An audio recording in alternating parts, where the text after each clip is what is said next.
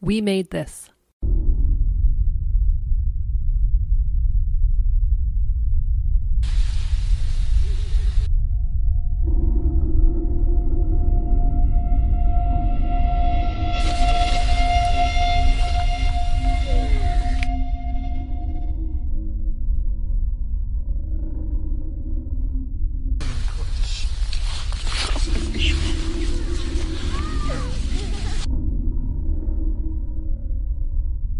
Hello and welcome everyone to the Blair Witch Minute, a podcast looking at 1999's seminal found footage horror movie, The Blair Witch Project, 1 minute at a time. I'm your host Tony Black, and this minute begins at 2 minutes exactly as we see Heather telling Josh they need to go and get Mike, and ends on 2 minutes 59 seconds where Heather asks rhetorically whether we believe in ghosts. And once again, I'm joined by another Mike. We've got two mics for the price of one in this episode. We've got Mike Jozic. It's great to have you back, Mike. It's great to be here. I'll try not to throw the podcast in the river. Depends on how harrowing things get. Depends on how intense things are, of what you... It doesn't mean anything. This podcast doesn't mean anything. I threw it at the... Yeah, anyway. We're jumping ahead there, guys. That's a little tease. For what's to come. But yeah, this introduces Mike, this one, doesn't it? This is where we see our little Mikey for the first time, and it's going to get him, actually, from his house. Heather says it puts them behind schedule, which I think is quite good at, again, establishing, a sense that they've got to get in and they've got to get out quickly. They've got to do what they need to do quickly. We've already said in the last minute that Josh has got to get the camera back, but if Mike's putting them back a little bit, it just adds... These little things just add up, and then eventually, they start to escalate and build, which is really good. It also starts to create tension between Heather and Mike. Yes, it does, which is a big theme throughout the... I mean, I think Mike... I mean, I think Mike's one of the most interesting characters, actually, here, because he's somebody who... I mean, really, Mike's a major reason why they end up in the situation they do. You have to wonder, would they have got out if Mike hadn't got rid of that map later on? There's things I don't think they would, but it's just like Mike's nature is a little bit more hot-headed. Josh is a little bit more relaxed for the most part. Heather's determined, but when Mike comes in, he's somebody Josh knows, but he's not someone Heather knows. And I think that's good, isn't it? That they're not all completely great friends. There's potential for conflict. And Mike isn't as necessarily invested in Heather's project as Josh might be. No. And, in Mike's defense, I think the woods were determined to keep them in the woods. So I don't think they would have gotten out. But you need tension, and the tension can't always be from outside the group. It has to also come from inside the group. And again, it's pulling back the curtain and just looking at sort of the process of building this film and its sort of scenario. Myrick and Sanchez were sort of firing on all cylinders, like very economical. There's a lot of visual storytelling going on, subtle things that you may or may not catch on your first time through, but it's there. An example of that I didn't ever see until I watched it recently. The hanging skeleton outside the door of Mike's house, which is probably, I'm guessing, like, because it's October, is it's setting up Halloween, in the US, in the US, in where they're based, but there's just something about that when you know what's coming is quite foreboding in a weird way. This hanging skeleton. I don't know if that's intentional. It was just there, but it's little things like this. I was like, I've never seen that before. So I think that's interesting. I just wonder if maybe they added some of these sort of symbolic things in. It's like, I didn't mention it in the last minute, but on the all-weather country backcountry notebook, there are symbols that look like the symbols that you find in the house, the weird unexplained symbols that are there that we just never really get an explanation about, that I think in the later Blair Witch films there may be some sort of, magic to open up portals to whatever. But in this, you don't know. I don't know. But I then was thinking, is that me? Have I just made that up? Like, are they even there? Like, when I looked at that, but I said, I don't know. Am I looking for things too hard now? So, but it's good in that sense, this film. I had an interesting reaction when you said opening portals. Like, I sort of recoiled because just the thought of actually witnessing something truly supernatural in like a special effect kind of way, it just feels so antithetical to this film. And I mean, the supernatural is something that you sort of buy into. I guess you can maybe have a reading of this film where it's just people going nuts in the woods, but there's too many really weird things, aren't there? But you're supposed to buy into this supernatural idea, and like supernatural is magic and witches and portals and whatever, but just the thought of actually seeing those things, like taking that mystery away, I kind of physically recoiled when I heard that, which I think is just an interesting, considering my relationship to this film and the fact that I'm not like super invested in it, and it's not like, I don't think it's one of the scariest films of all time, it's not one of my favorite films of all time. The fact that I had that reaction, I'm trying to wrap my head around what I want to say here.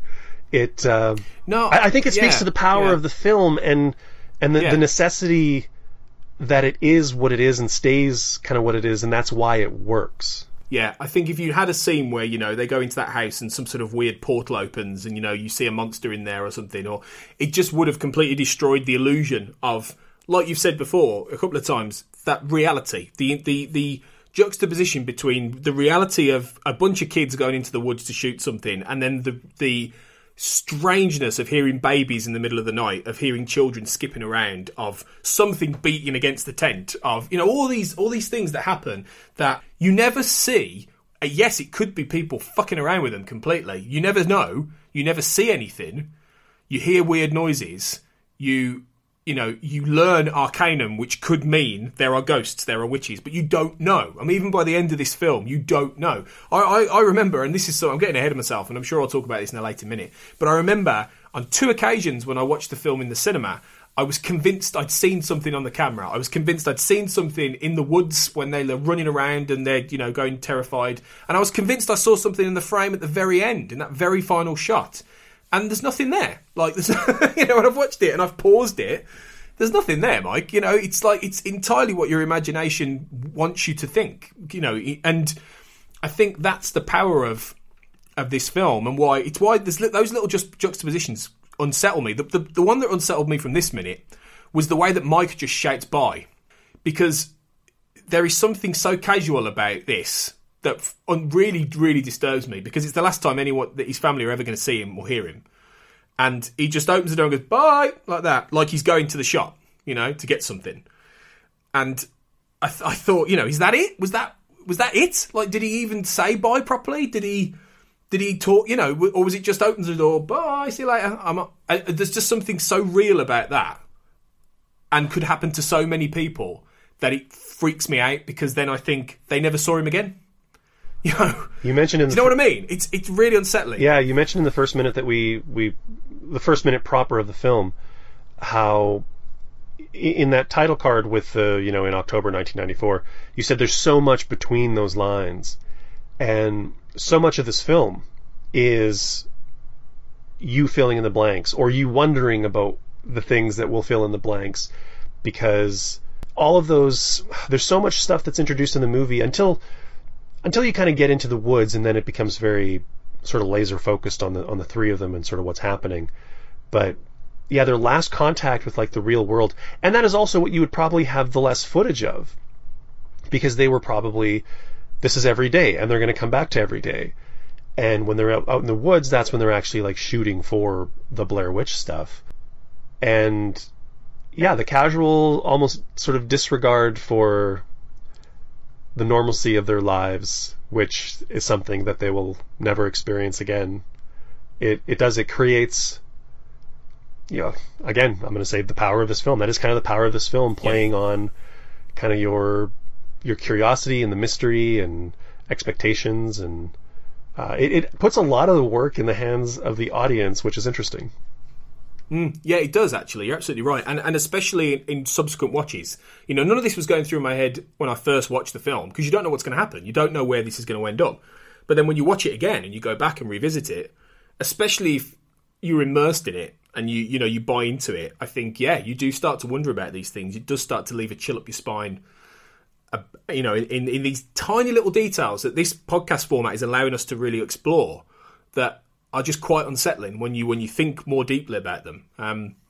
But aside from that, this minute is quite jovial. It's when you put that aside, it is them going off to get the shopping, for the trip ahead, and that's quite a fun little couple of scenes, and it's establishing that they're getting various supplies, marshmallows, Heather pressing the camera into the marshmallows, and Mike's oatmeal raisin, baby, which really makes me laugh.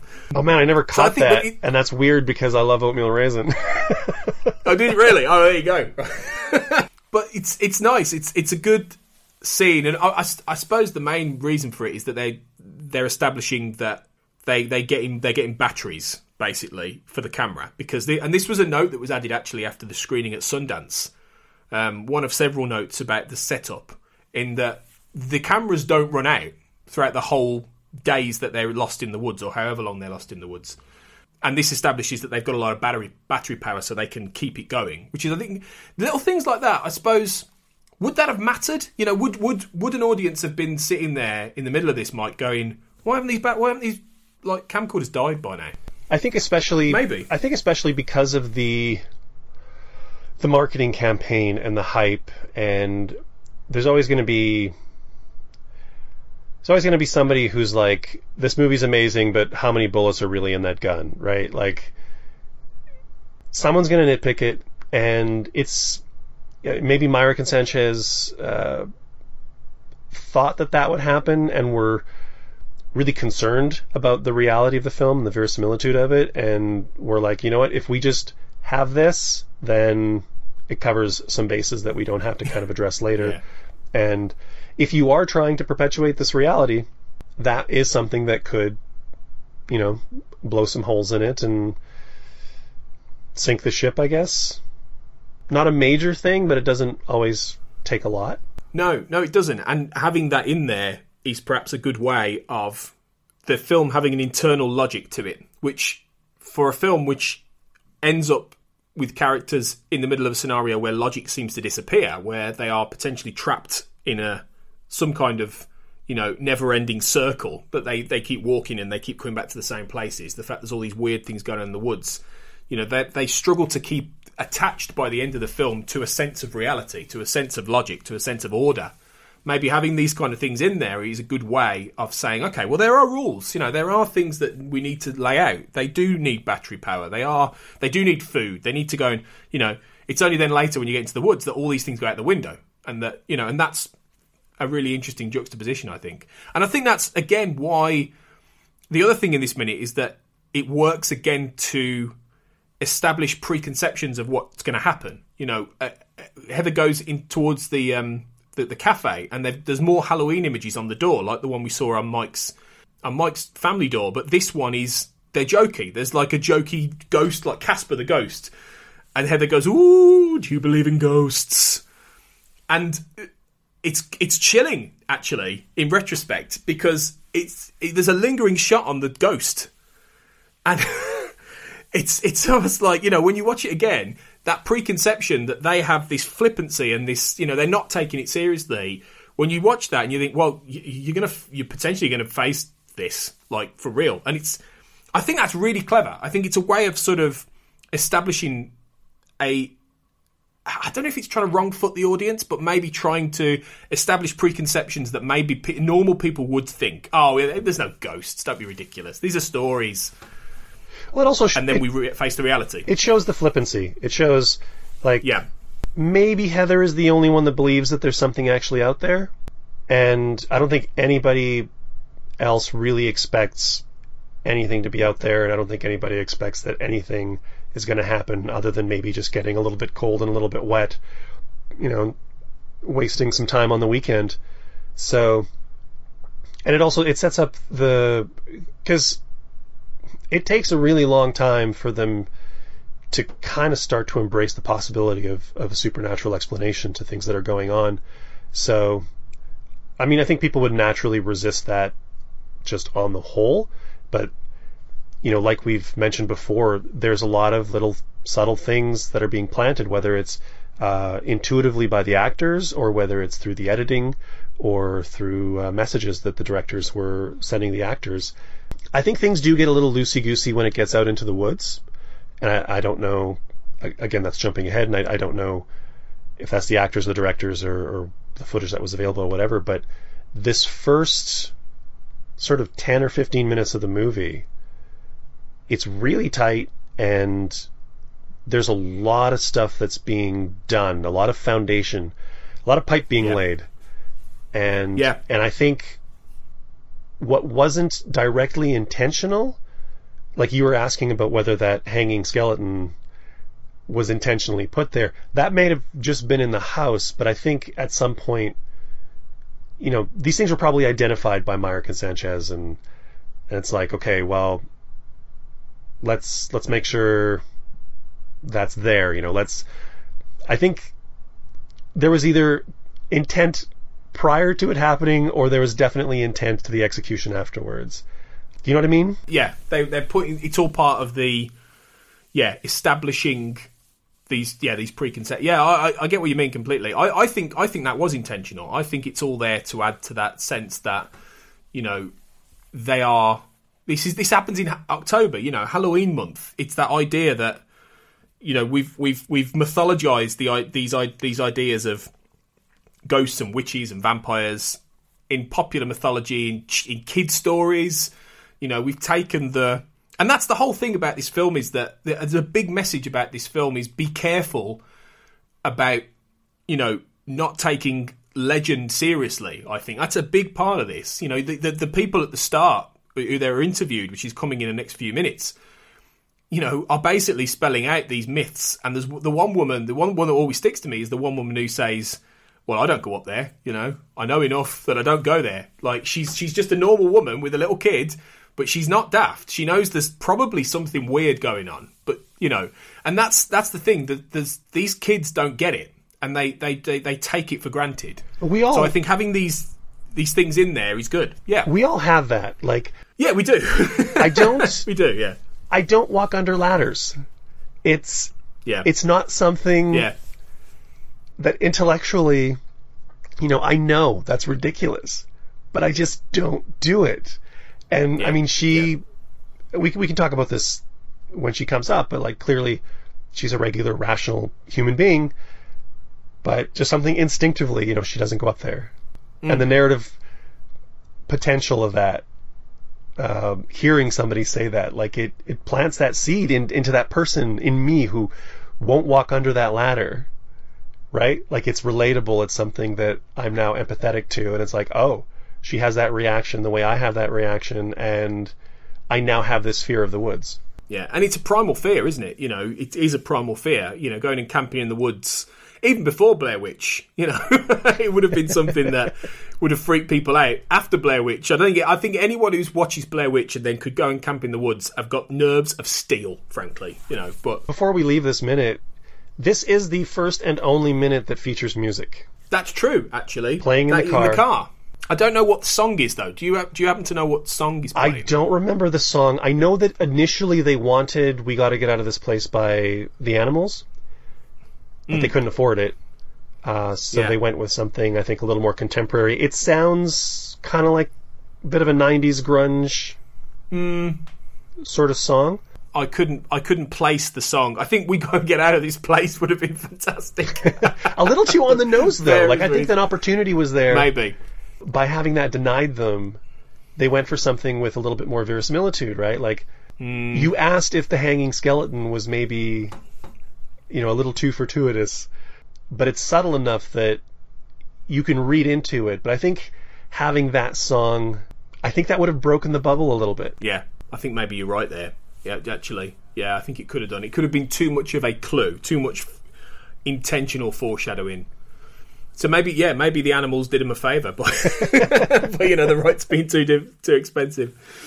But yeah, we'll talk a little bit more about their journey into the woods, because they begin that journey slowly. You know, they sort of edge towards the woods in the next minute.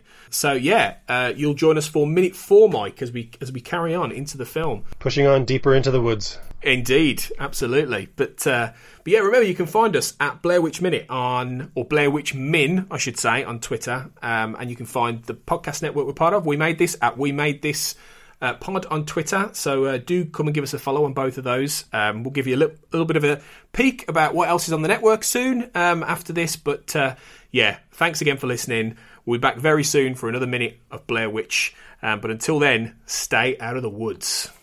Elsewhere on We Made This. Cerebral Jukebox.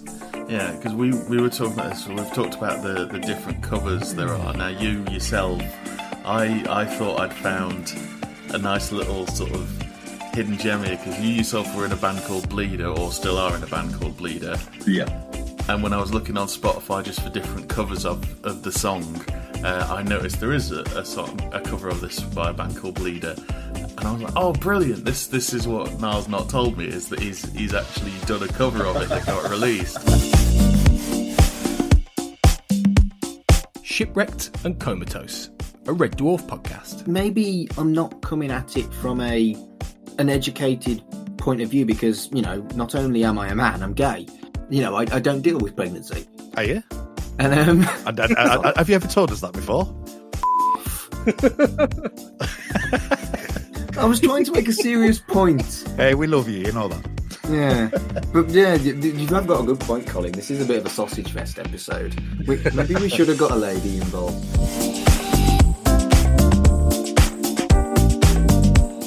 Real Asian Podcast.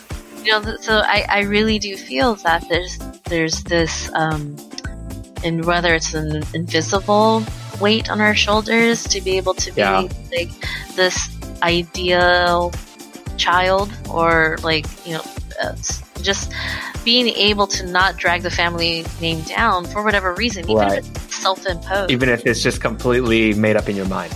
Right, like you know, Brian, you were just saying about your friend who said they felt like they couldn't come out to you. Check out all of these shows and more on the We Made This podcast network.